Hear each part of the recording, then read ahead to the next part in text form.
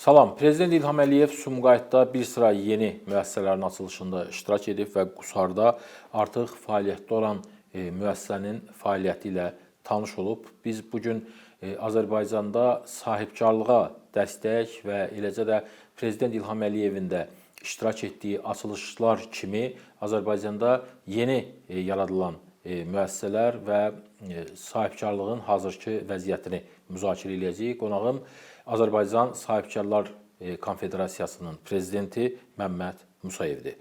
Məmməd müəllim, xoş gördük. Məmməd müəllim, Prezident İlham Əliyev bayaq da qeyd etdiyim kimi Sumqayıtda bir neçə obyektin açılışında iştirak edib. Əvvəlcə istərdim ki, buradan başlayaq. Açılış olan müəssisə Sumqayıt Kimya Sənaye Parkının nəzdində fəaliyyət göstərir, orada yerləşir.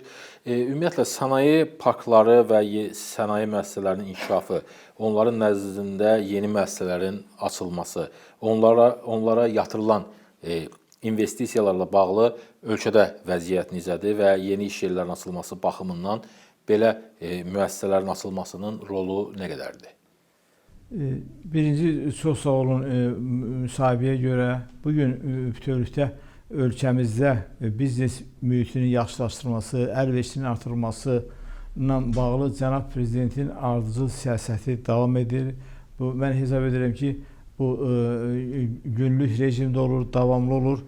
Heç də təsadüf deyil ki, bu günlərdə biz Sahibkarlar Gününü qeyd elədik. Bu ölkəmizdə deməli ki, Sahibkarlar Günü ayrıca bir bayram kimi qeyd edilir.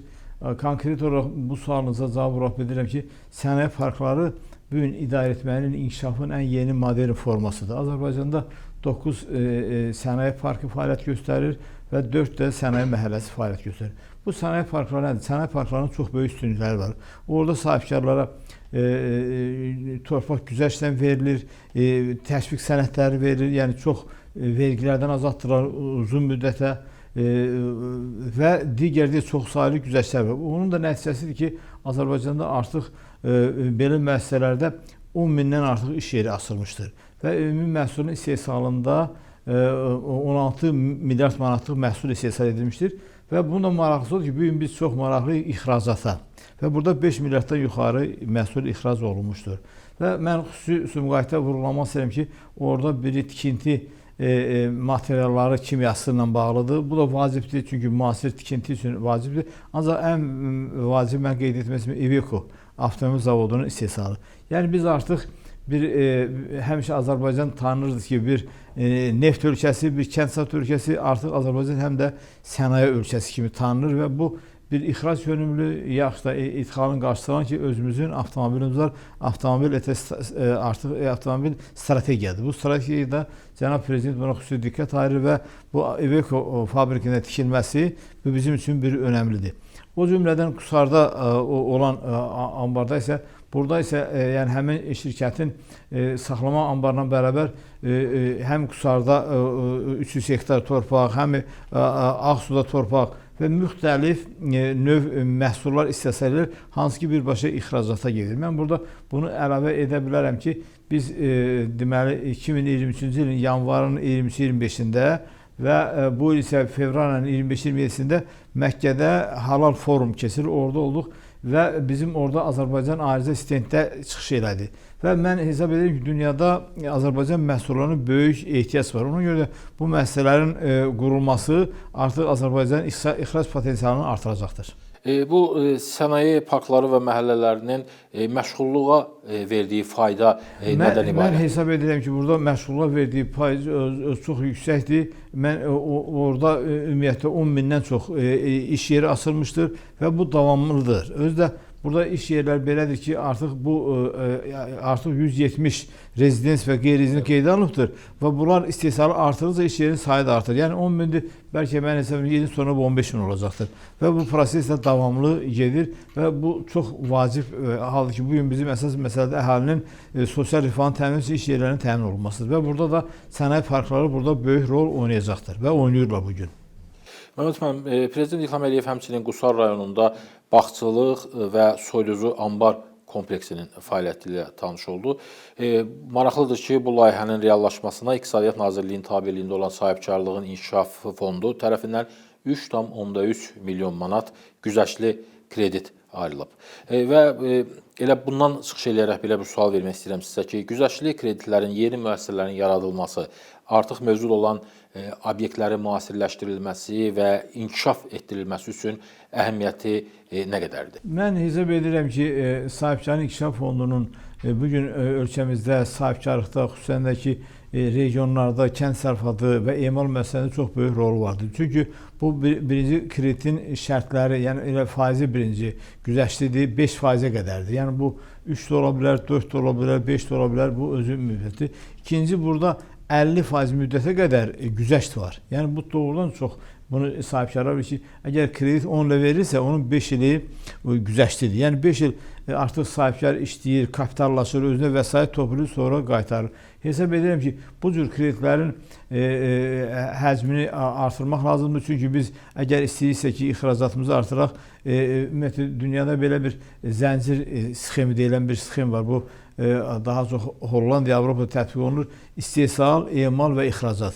Yəni biz çalışmalıyıq ki, bu maliyyə institutları həm istehsalatda iştirak eləsinlər, həm emalda iştirak eləsin, həm ixracatda iştirak eləsin. Burada da bunun hətta saxlanması, dondurulması, qablaşması çox vacibdir və biz çalışmalıyıq ki, bu ixracda tək Sahibkarlıq İnkişaf Fondu yox, eyni vaxtda investisiya fondu mövcud İqtisadiyyat Nazirliyində o da fəal iştirak eləsin, iştirak edir, daha fəal iştirak eləsin və Kənd Təsərrüfatı Nazirliyinin nəzdində Kredit İnkişaf Agentliyi var, o da iştirak eləsin və o cümlədə mən burada səslənirəm özəl banklara və özəl banklara da biz dəvət eləməliyik ki, bunlar da bu inkişafda iştirak eləsinlər. Çünki banklarla sahibkarlar arasında körpü olmasa inkişaf olmaz.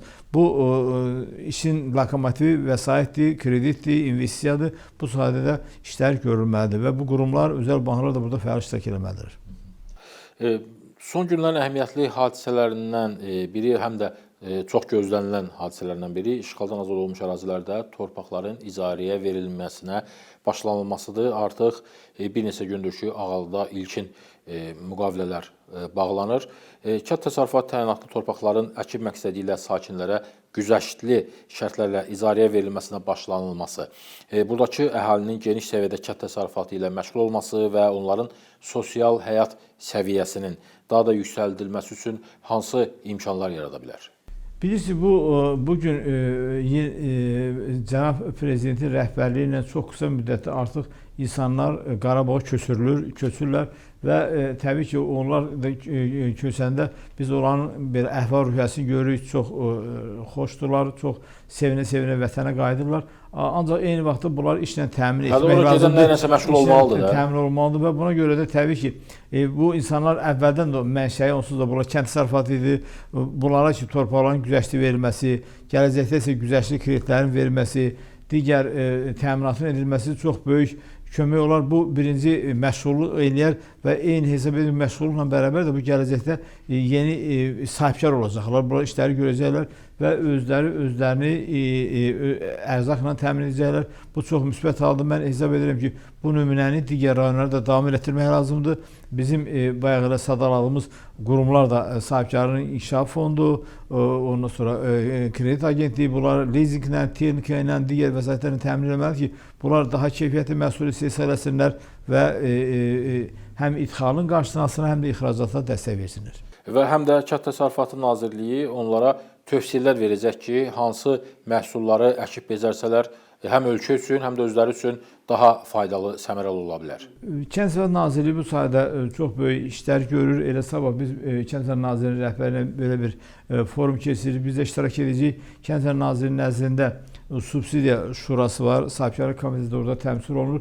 Kənd Təsərrüfatı Nazirliyi demək olar ki, bu sahədə ardıcıl işlər aparır və o ardıcıl işlərin də nəticəsi verir. Təbii ki, burada dövlətin dəstəyinə ehtiyac var, birliyə ehtiyac var. Çünki orada hansı toxumdan istifadə eləmək, hansı gübrədən istifadə eləmək, hansı texnikadan istifadə eləmək, bunlar vacibdir. Və bir məsələni də qeyd eləmək istəyirəm ki, gələcəkdə isə biz çalışmalıyıq ki, regionlarda, xüsusən də bu Qarabağda kooperasiyanı gücləndirək. Çünki artıq kiçik təsərrüfatlar effektiv olmurlar.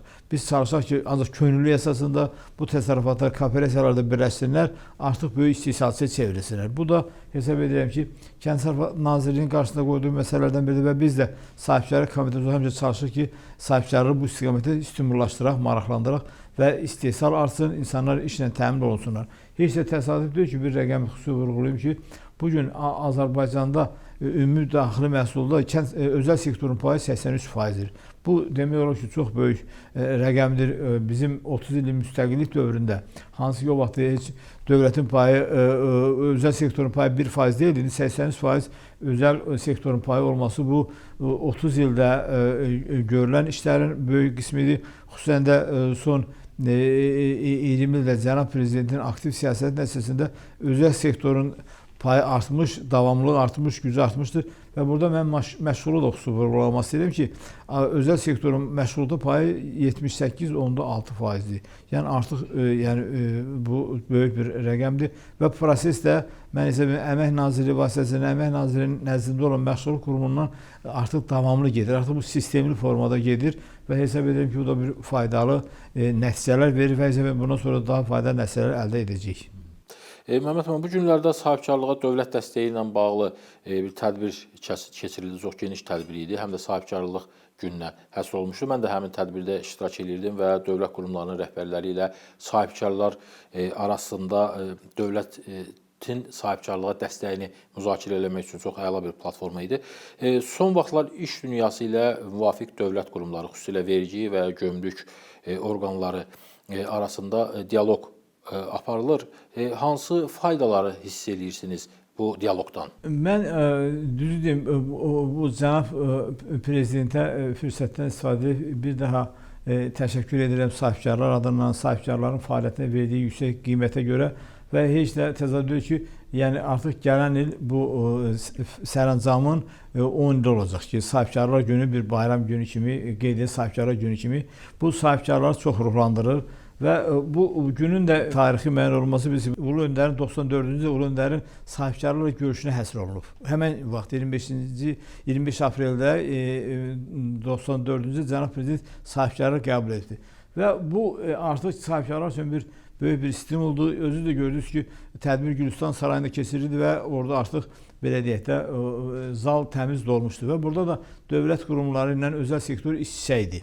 Və burada da doğrudan da bunun bizim əsas funksiyamız, konfederasiyanın funksiyası sahibkarlarla hökumət arasında dialoq qurmaqdır. Belə dialoq var, bu dialoq davam edir və mən hesab edirəm bunun müsbət nəticələri olur. Bizim burada xüsusi vurğulamaq istəyirəm ki, sahibkarlar konfederasiyası bir neçə müştərək komissiyalar fəaliyyət göstərir. Onlardan biri Dövlət Kömürlü Xidmətindəndir. Biz hətta yəqin xatırınız ki, dekabr ayında ayrıca kömürlük forumu keçirdik. Onu sahibkarlıq komitəsinin kömürlük komitəsi birgə keçirdi. Kömürlükdə nə məsələlər maraqlandırırsa da o müzakirə olunur və o komissiya mütəmadi ayda bir dəfə, ən az rübtə bir dəfə yığışır, fəaliyyət göstərir. İkinci belə bir komissiyamız var vergi qurumundan, o da mütəmadi yığışdırırıq və sahibkarlar narahat edən məsələləri narahat edirik və belə bir komissiyamız da Mərkəz Bankından var və Mərkəz Bankı rəhbərinə razılaşmış ki, iyun ayında da belə bir görüş onlarla keçirək. Bu sahibkarlara çox böyük faydalıdır, çünki artıq sahibkarlar öz sözlərini deyə bilir. Demək üçün artıq bir tribuna var və orada da müsbət nəticələr əldə olunur və bu cür işləri də biz davam etdirmək istəyirik. O cümlədən bizim konfederasiya nəzdində 14 komissiyamız var. Və komissiya sahələr üzrədir. Orada banklar üzrə də var, sığorta var, tikinti var, kənd təsərrüfatı var və digər komissiyalar, hüquq komissiyası, mütəmadi komissiya yığılır, sahibkarın aparıcı üzvləri iştirak edirlər. Qaldırılan məsələləri biz hökumət qarşısında qaldırırıq və nəticələr əldə edirik. Və mən hesab edirəm ki, Azərbaycanın bu gün qazandığı bu uğurlarda bilirsiniz ki, 2024-cü ilin yekununda 126 milyardlıq ümumi daxili məhsul istehsal olunubdur. O biri illə 2000 ilə müqayisədə 4,1% çoxdur. Və qeyri-neft sektorunda isə 6,4% inkişaf var. Bunlar hamısı nəyin nəticəsidir? Elə bu aparılan uğurlu siyasətin nəticəsindədir, bu dialoqun nəticəsindədir ki, belə bir inkişaf var, belə bir istehsal var, ixrac var. Ancaq mən hesab edirəm ki, Cənab Prezidentin də siyasəti belədir və bu rəqəmlər, bu göstəricilər bizim üçün hesab edirəm ki, hələ biz bunu daha da artırmalıyıq, daha da böyütməliyik. Bunun üçün biz hesab edirik ki, hökumətlə dialoqu daha da gücləndirməliyik. Qarşıda duran çətinlikləri aradan qaldırmaqla ümumi məhsulun artırımını davam etməliyik, ixracatını davam etməliyik. O cümlədən idxalatın da qarşısını almaq üçün tədbirlər görməliyik ki, biz nə qədər mümkünsə də yerli istehsalı artıraq və bunun üçün də mən bilirsiniz, bu il həm də müharibənin qələbəsinin 5 illiyi bayram kimi qeyd edilir və bu 5 illikdə üstünlük nədən ibarət ki, artıq biz Qarabağı azad etmişik. Böyük bir ərazimizin 20% işğal olmuşdur. Bu ərazilərin hamısını biz artıq aktiv dövrəyə qaytaranda böyük bir istehsal olacaq. Düzdür, bu mina məsələsi müəyyən qədər vaxt alır, ancaq artıq böyük ərazi təmizlənibdir. Siz dediniz ki, ilkin torpaqlar verildi, proses gedəcəkdir. Hesab edirəm ki, biz burada böyük nailiyyətlərə nail olacaq. Təbii ki, ölkə başçısının rəhbərliyi ilə bu işlərdə uğurlar əldə ediləcəkdir. İnşallah. Mehmet müəllim, mən istərdim ki, bir qədər də xarici ticarət əlaqələrimizdən danışaq. Prezident İlham Əliyev Çinə səfər etmişdi və bundan bir neçə gün sonra İran prezidenti Azərbaycana gəldi, biznes forum keçirildi. İran onsuz da bizim çox böyük iqtisadi, ticari əlaqələrimizin olduğu ölkədir. Çində isə ixal çox olsa da, amma ixracımız gözlədiyimiz səviyyədə deyil. İndi artıq bizim vətəndaşlarımız qarşılıqlı şəkildə vizasız gedib gələ biləcəklər. Bu, Azərbaycanlı iş adamları üçün prezidentin Çinə səfəri və imzalanan bu sənədlər hansı fayda verəcək? Ümumiyyətlə, dünya təcrübəsində belədir ki, ölkə rəhbərləri, prezidentlərin əsas işi ölkədə siyasəti aparmaq və iqtisadiyyat sahəsində sahibkarların önünü açmaqdır. Burada isə cənab prezident bəlkə də daha belə qabağa gedir, daha çox işlər görür. Yəni bu gün artıq Çin kimi böyük bir bazar Azərbaycanın qapıları Azərbaycanın üzünə açıqdır. Və mən hesab edirəm ki, biz bu sahədə sahibkarlar konfederasiyası və sahibkarlar çox iş görməliyik. Düzdür, bugünə kimi işlər görülübdür. O Çində şərab evləri açılıbdır. Çində müxtəlif birgə məsələlər, nümayəndəliyi var. Bizim özümüzün də sahibkarlar konfederasiyasının orada nümayəndəsi var. Yəni burada işlər, orada İpək Yolu təşkilatı var. Biz orada oranın üzvüyük və bu işlər çoxdur. Ancaq hesab edirəm ki, bunlar cənab prezidentin gördüyü işlərin biraz çox arxasında qalır. Biz çalışacağıq ki, sahibkarlar cənab prezidentin açdığı bu önü biz hizmini doldura bilək. Bu sayədə çox iş görülür. O cümlədən İranla da bağlı bilirsiniz ki, İran prezidenti gəldi, çox yüksək səviyyədə Heydər Əliyev mərkəzində biznes forum keçirildi. Çox açıq, şəffaf danışıldı. Hətta onun səhərsi günü biz burada konfederasiyada İranın ticarət və palatasının rəhbəri ilə görüşdük və onların Azərbaycana böyük marağı var. Çünki Azərbaycanın prezidentin qazandığı, ölkəyə qazandığı status artıq hər kəsi Azərbaycanın hər kəs üçün çox maraqlı edir və onların da Azərbaycanla marağı çox yüksəkdir. Həm Azərbaycanla ixrac etmək, həm də Azərbaycan üzərindən, bunu da mən xüsusi vurğulamaq istəyirəm, Azərbaycan üzərindən digər ölkələrə, Rusiya, Qazaxstana, Ukraynaya, Belarusiya ixrac etmək. Bu, Azərbaycanın bir də imicini artıq daha böyüdür, daha beynəlxalq edir. Çünki artıq Azərbaycan üzərindən İran kimi böyük dövlət Azərbaycan üzərindən Avropaya, Rusiya, digər bazara çıxmasıdır və biz də onlara dedik ki, Azərbaycan sahibkarları əlindən gələn köməyi İranlı qardaşlarına edəcəkdir. Minnətdaram Mehmet müəllim, çox sağ olun. Xatırladım ki, Prezident İlham Əliyev ötən gün Sumqayıtda bir sıra müəssisələrin açılışında iştirak edib, həmçinin Qusarda bağçılıq və soyuducu ambar kompleksinin fəaliyyəti ilə tanış olub. Biz həm bu tədbirləri, həm də dövlətin sahibkarlığa verdiyi dəstəyi Azərbaycan Sahibkarlar Konfederasiyasının prezidenti Məmməd Musayevlə müzakirə edirdik. Sağ olun.